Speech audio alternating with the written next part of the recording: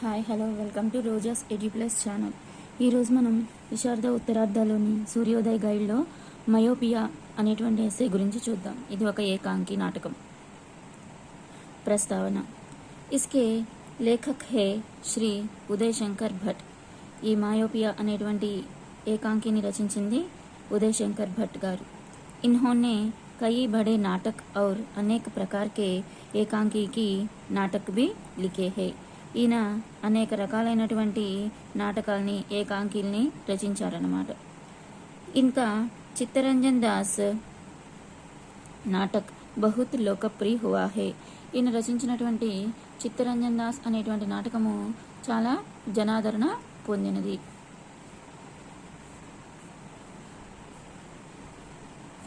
उनके नाटक सिर्फ मनोरंजन प्रदान करने वाले ही नहीं बल्कि वास्तविक जीवन दर्शन भी प्रस्तुत करते हैं. ఈయన రచించినటువంటి నాటకాలు అనేవి కేవలం నాటకంగా మాత్రమే కాదు, ఎంటర్టైన్మెంట్గానే మాత్రమే కాదు, మనకి నిజ జీవిత సన్నివేశాన్ని కూడా చిత్రీకరిస్తూ చూపిస్తూ ఉంటాయి అన్నమాట. ఆధునిక యువతికి ఆత్మనిర్భరతకి భావన ఉస్కి సహజ ప్రవృత్తి నహీ హే. ఈ ఆధునిక యుగంలో ఉన్నటువంటి స్త్రీల యొక్క భావన సహజమైనటువంటిది కాదు.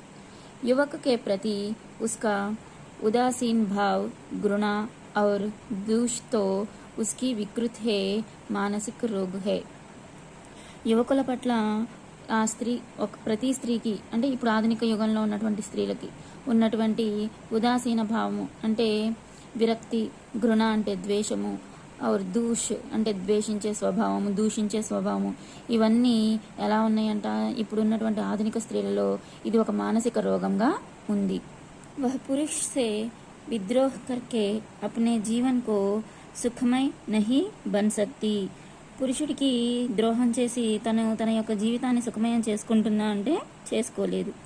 साथ ही उसका उपचार ना होना समाज के लिए भी हानिकारक है. మరి దీనికి తగినటువంటి చికిత్స జరగకపోతే అంటే స్త్రీలో ఉన్నటువంటి ఈ భావాల్ని కనుక మనం మార్చలేకపోతే సమాజం హానికరంగా తయారవుతుందన్నమాట. యహ సందేశ్ దేనా ఇస్ నాటక కా ప్రధాన ఉద్దేశ్ హై. ఈ నాటకం ద్వారా కవి చెప్పదలుచుకున్నటువంటిది సందేశము ఇదన్నమాట. అంటే స్త్రీలో ఉన్నటువంటి పురుషుల పట్ల వ్యతిరేక భావాన్ని మార్చటము అనేది కవి చెప్పదలుచుకున్నాడు. కథావస్తు. ప్రొఫెసర్ సూధి రిటైర్డ్ తహసీల్దార్ చండీ ప్రసాద్కి బేటీ థీ. ఇక్కడ మనకు ఒక క్యారెక్టర్ ఉంటుంది, తన పేరు ప్రొఫెసర్ సూది. ఈ సూది ఎవరంటే రిటైర్డ్ అయినటువంటి తహసీల్దార్ గారు, ఆయన పేరు చండీ ప్రసాద్, ఆయన యొక్క కూతురు అన్నమాట. వహ్ ఆధునిక సభ్యతమే పలి హుయి థీ. ఆవిడ ఆధునిక సమాజంలో సభ్య సమాజంలో పుట్టి పెరిగినటువంటి స్త్రీ అన్నమాట ఈ సూది అనే ఆవిడ. उसके मन में यह विचार बैठा हुआ था कि नारी को कभी పురుష్ పర్ నిర్భర్ రహనా నహీ చాహియే.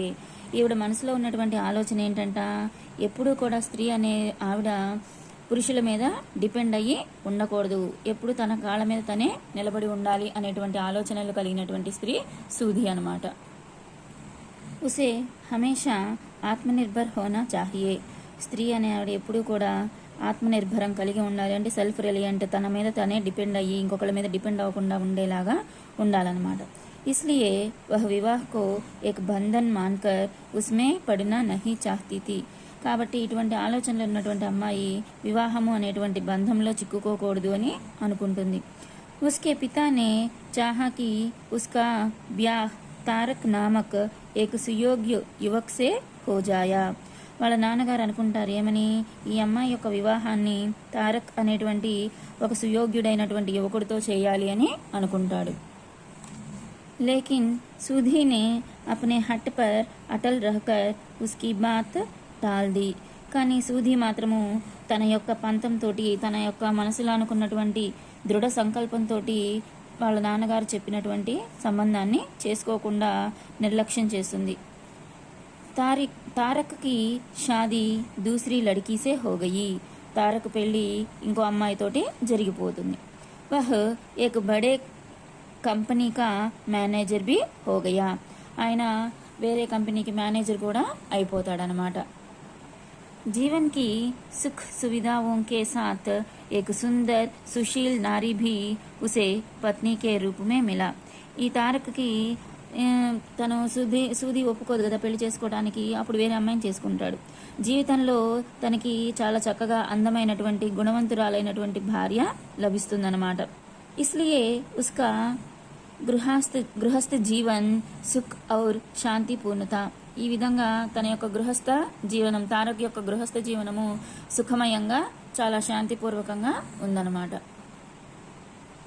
सुधी का भाई श्याम सुंदर भी मधु नामक लड़की से शादी कर एक बालक का बाप बना और उसका वैवाहिक जीवन भी अत्यंत శుభమై థా. ఈ సూది యొక్క బ్రదర్ ఉన్నాడు సూదికి, తన పేరు శ్యామ్ సుందర్. ఈ శ్యామ్ సుందర్ కూడా మధు అనేటువంటి అమ్మాయిని పెళ్లి చేసుకుని ఒక బాబుకి జన్మనిచ్చి తండ్రి అయ్యి తన జీవితం కూడా, తన వైవాహిక జీవితం కూడా చాలా సుఖమయంగా ఉంది. శ్యామ్ సుందర్ కా ఏక్ మిత్ర థా కేశవ్. శ్యామ్ సుందర్కి ఒక మిత్రుడున్నాడు, తన పేరు కేశవ్. వహ్ హృష్ట్ పృష్ట్ సుందర్ ఔర్ నవజవాన్ థా. ఈ కేశవ్ అనే అబ్బాయి కూడా చాలా చక్కగా ఒడ్డు పొడుగు బాగుంటాడనమాట. ఉస్మే శారీరక్ బల్ కే సాథ్ పరోపకారీ కి భావన భీ థీ. ఈ కేశవ్లో శారీరక బలంతో పాటు ఇతరులకి సహాయం చేసేటువంటి పరోపకారం అనేటువంటి గుణం కూడా ఉంది. दूसरों को आफत से छोड़ने के लिए अपने आप को जोखिम में डालने से वह नहीं हिचकता था. ఇతరులకి సహాయం చేయడానికి, తను ఎటువంటి ఇబ్బందులను ఫేస్ చేయడానికైనా తను వెనుకాడబోడు. उसने सूधी के रूप और शिक्षा ज्ञान पर मुग्ध होकर, ఇతను సూది యొక్క రూపము మరియు తన యొక్క చదువు, తెలివితేటలు వీటన్నింటినీ చూసి ముగ్ధుడైపోయి उससे शादी करना चाहा, తన్ని పెళ్లి చేసుకోవాలని అనుకుంటాడు. సూదీనే ఉస్కే ప్యార్ కో భీ తిరస్కృత్ కర్ దియా థీ. సూది ఏం చేసింది, తన ప్రేమని కూడా తిరస్కరించేసింది, కేశవ్ ప్రేమని. ఆల్రెడీ తారక్ని వద్దనుకుంది. వహ్ సుయోగ్య సుందర్ యువతి థీ. ఈవిడ చాలా అందమైనటువంటి మంచి లక్షణాలు కలిగినటువంటి స్త్రీ. ఔర్ బిఏ పాస్ హుయి థీ. బిఏ కూడా పాస్ అయింది. सूधी की ओर से निराशा हुए केशव से చంద్రిక ప్యార్ కర్నే లగి. సూది వద్దనుకుంది కదా, ఇలా నిరాశలో ఉన్నటువంటి కేశవ్ని చంద్రిక అనే అమ్మాయి ప్రేమిస్తుందన్నమాట. ఏక్ బార్ జబ్ కేశవ్ ఏక్ పరోపకార్ కే మామ్లే మే సిర్ పర్ గోలీ కి చోట్ ఖాకర్ ఆయా.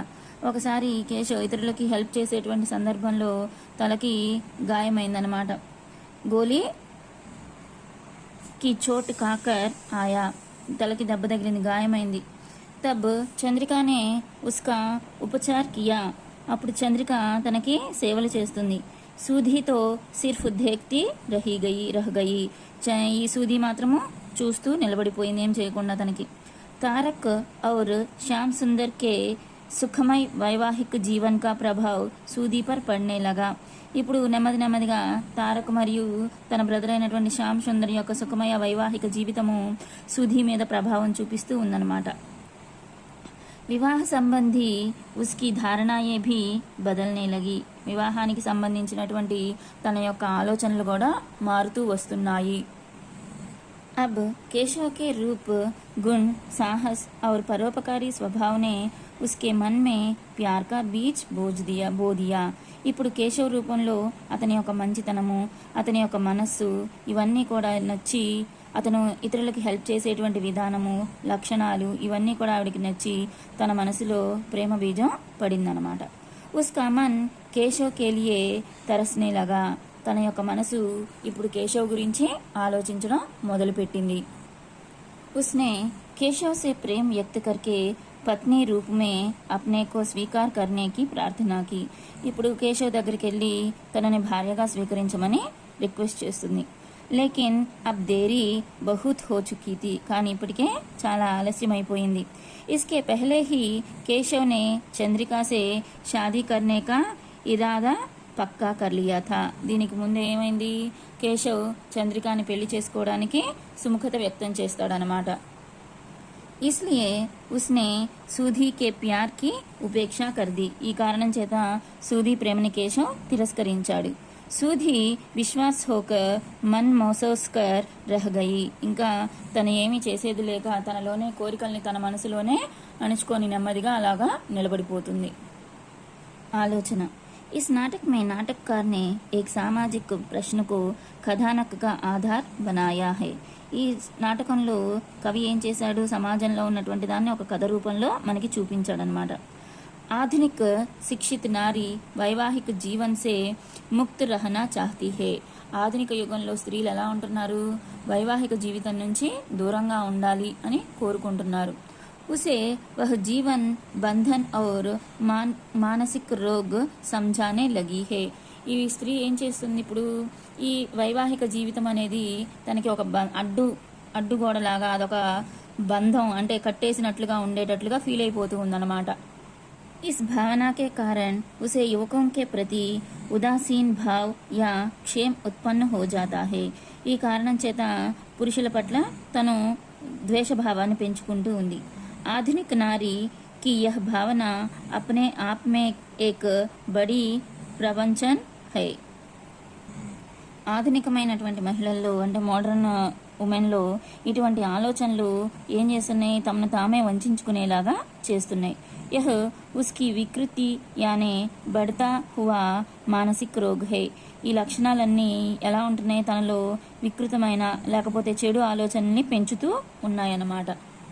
ఇలా చెడు ఆలోచనల్ని పెంచేటువంటి మానసిక రోగంలాగా ఇది అయిపోయింది. यह धारणा उसका सहज स्वभाव नहीं है.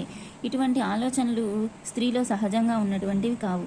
इसलिए इस मानसिक रोग का उपचार जरूर होना चाहिए, नहीं तो समाज का स्वास्थ्य बिगड़ जाएगा.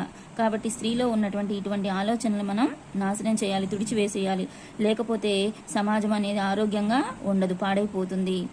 उपयुक्त जटिल समस्या का प्रदर्शन करके समाधान प्रदान करने में नाटककार को इसे एकांकी में पूरी सफलता प्राप्त हुई है. దీన్ని ఇలా పరిష్కరించి అందరికీ పాజిటివ్గా చూపించడంలో మన యొక్క కవి గారు చాలా సక్సెస్ అయ్యారనమాట.